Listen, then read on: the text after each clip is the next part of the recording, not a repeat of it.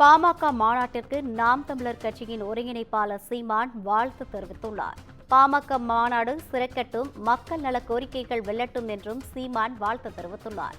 மேலும் இது குறித்தான கூடுதல் விவரங்களை வழங்குவதற்காக நமது செய்தியாளர் சிவகுமார் இணைப்பில் இருக்கிறார். வணக்கம் சிவகுமார், கூடுதல் விவரங்கள்.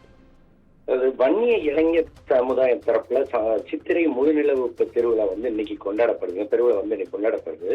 இதனை அடுத்து பாத்தீங்கன்னா சீமான் தனது ஒரு அறிக்கை வெளியிட்டு இருக்காரு. அதுல என்னன்னு பாத்தீங்கன்னா, தமிழக அரசியல் களத்தில் ஜனநாயகம், அதே மாதிரி சமூக நீதி, சமத்துவம் உள்ளிட்ட முதன்மை கொள்கைகளோடு மது ஒழிப்பு, பெண் உரிமை, கல்வி, வேலைவாய்ப்பு என அனைத்திலும் விளிம்பு நிலை மக்களுக்கு விழிப்புணர்வு ஏற்படுத்தி அவர்களது உரிமைகளுக்காகவும் வன்னியர்குடி உட்பட்ட ஒடுக்கப்பட்ட, வஞ்சிக்கப்பட்ட அனைத்து சமூகங்களின் மேம்பாட்டுக்காகவும் தொடர்ந்து போராடி வருகிற பாட்டாளி மக்கள் கட்சியின் தரப்பில் காஞ்சிபுரம் மாவட்டத்தில் திருவடைந்தையில் திருவள்ளுவர் ஆண்டு, அதாவது இன்னைக்கு நடைபெறக்கூடிய இந்த 21வது சித்திரை முழு நிலவு வன்னிய இளைஞர் பெருவிழா மாநாடு மாபெரும் வெற்றி பெற நாம் தமிழர் கட்சி தரப்புல மனம் நிறைந்த வாழ்த்துக்களை தெரிவிக்கிறத கொடுத்துட்டு.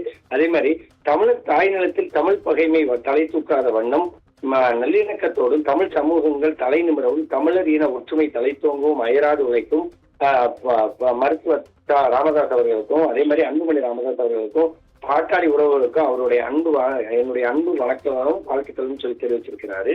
அதே மாதிரி சித்திரை முழு நிலவு திருவிழா, அதாவது பெருவிழா இன்னைக்கு கொண்டாடப்படுற நிலையில பாட்டாளி கட்சி தலைவர் வாழ்த்தி சீமான் வெளியிட்டிருக்கிற அறிக்கை அரசியல் வட்டாரத்துல ஒரு ஆச்சரியத்தை ஏற்படுத்தி இருக்கிறேங்க.